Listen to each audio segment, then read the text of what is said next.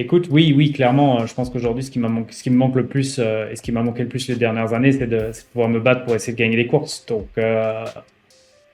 clairement, retrouver un championnat où je peux me battre et je peux essayer de gagner les courses tous les week-ends, c'est super. Après, c'est sûr que aujourd'hui, je suis pas dans la plus grosse équipe, mais les voitures sont assez similaires les unes avec les autres. J'ai rencontré mon ingénieur Delcoin, qui est un Français, Olivier, avec qui le contact est super bien passé. Donc, j'espère qu'on sera capable de faire des belles choses ensemble. Est-ce que vous m'entendez? Ah, Monsieur Ferré est là. Vas-y, Monsieur Fred, pendant que ça fonctionne. Ah non, bah, Fred est reparti. Fred? Comment comptes-tu te mettre au niveau de l'IndyCar par rapport à la Formule 1 et qu'est-ce qui va te paraître le plus difficile? Écoute, il y a pas mal de choses à apprendre en IndyCar.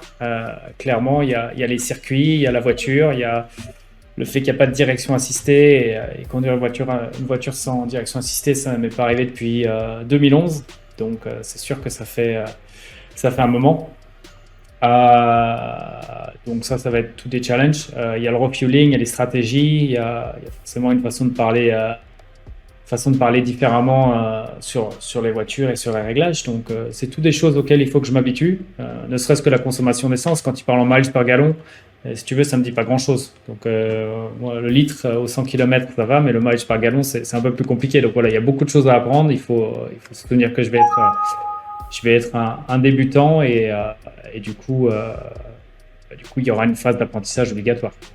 Est-ce qu'un podium est envisageable dès la première année? Écoute, l'objectif, ça va être de faire du mieux, comme toujours, du mieux possible. Et c'est sûr que si j'y vais, c'est pas pour faire de la figuration. Donc, on va essayer de faire le maximum. J'ai regardé les courses des dernières années. De mémoire, Delcoin a fait un podium avec Alex Palou l'an dernier à Road America. Avec Sébastien Bourdet avant, ils avaient fait des belles courses. Donc, voilà, je pense que j'espère en tout cas que oui, il y aura des podiums et espérons même plus. Julien? Oui, bonjour Romain. J'aimerais savoir, voilà, l'accident est finalement encore tout frais, si on peut dire ça comme ça. Qu'est-ce qui t'a poussé à repartir, voilà, aussi vite? Est-ce que tu as peut-être demandé l'avis, entre guillemets, je ne sais pas si on peut dire comme ça, mais à ta famille, à ta femme, à tes enfants? Non, on a beaucoup discuté en famille. C'est une décision collective. Je pense que je n'allais pas aller contre l'avis des miens. Ils ont été super. Ils m'ont soutenu vraiment dans tout le projet. Comme je l'ai dit, les enfants ont participé. Je vais mettre des photos. Il y aura au design de mon nouveau casque, au choix du numéro. Je pense que c'est important que tout le monde soit en paix avec la décision.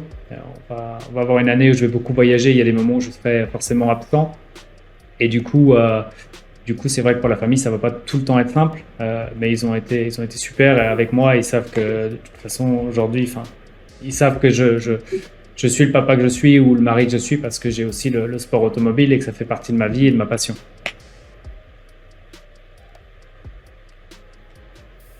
Salut Romain. Est-ce que avant Bahreïn, l'IndyCar était ton premier choix si la Formule 1 devait s'arrêter, en l'occurrence en fin d'année 2020?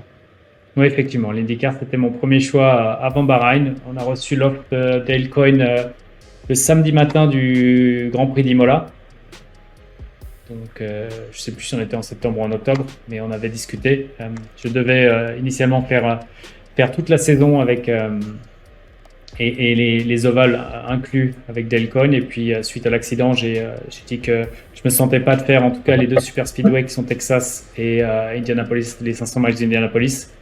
C'est sûr que je rêverais de gagner les 500 miles d'Indianapolis, mais aujourd'hui, je me sens pas de le faire par rapport à ma famille et voilà, et à mes enfants, parce qu'ils ont vécu un truc indescriptible à Bahreïn en regardant la télé à la maison, et que j'ai pas envie qu'ils se retrouvent dans la même situation encore. Est-ce que tu peux nous dire en français comment va ta main et comment tu vas toi?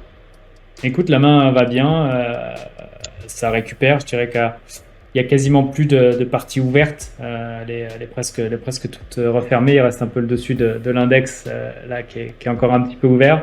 Après, elle n'est pas très belle parce que c'est de la peau toute neuve, toute rose et très fine, donc forcément un petit peu rouge. Le niveau du pouce, pareil, la rééducation du ligament du pouce qui était arraché se passe plutôt bien. La force dans la main est bonne. Après, c'est sûr que j'ai beaucoup de mal avec les températures fraîches qu'on a en ce moment. Et quand je me cogne, voilà, elle est très sensible de ce côté-là. Mais je pense que mettre des gants de course, ça va pas être un problème. Les premiers essais en IndyCar, c'est le 22 février prochain. Est-ce que je serai à 100%? Probablement pas encore. Mais d'ici la première course qui est le 17-18 avril, je pense que je serai 100% réparé. Romain, est-ce que tu vas garder un œil sur la Formule 1 si jamais on a vu pas mal de pilotes qui ont été testés positifs à la Covid-19? S'il y a un team manager qui t'appelle, qui te dit on a besoin de toi le week-end prochain, est-ce que tu as moyen de revenir comme ça? Est-ce que c'est une option que tu gardes dans un coin de ton esprit? Oui, écoute, c'est sûr qu'avec Kevin, Alex Albon et moi, on est les 3 qui sommes sortis le plus récemment de la Formule 1 et qui avons le plus d'expérience des dernières voitures. Donc c'est sûr qu'on est clairement peut-être les personnes que les teams vont vouloir appeler. Maintenant, ma priorité, c'est d'aller en IndyCar et de faire une belle saison. Et alors, j'avais un mot à placer, donc je ne vais pas faire le troubadour en Formule 1.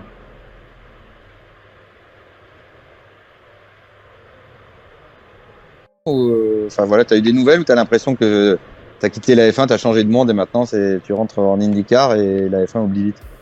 Écoute, je dirais que tout le monde est parti sur ses fêtes de Noël et a passé du temps un petit peu loin de la Formule 1. Donc j'ai eu quelques contacts au mois de décembre avec Sébastien Vettel. J'ai envoyé un message à Sergio Pérez pour sa titularisation chez Red Bull. Et tout de suite, il a pris des nouvelles de mes mains. Mais après, j'ai pas eu forcément plus d'échanges que ça avec les autres.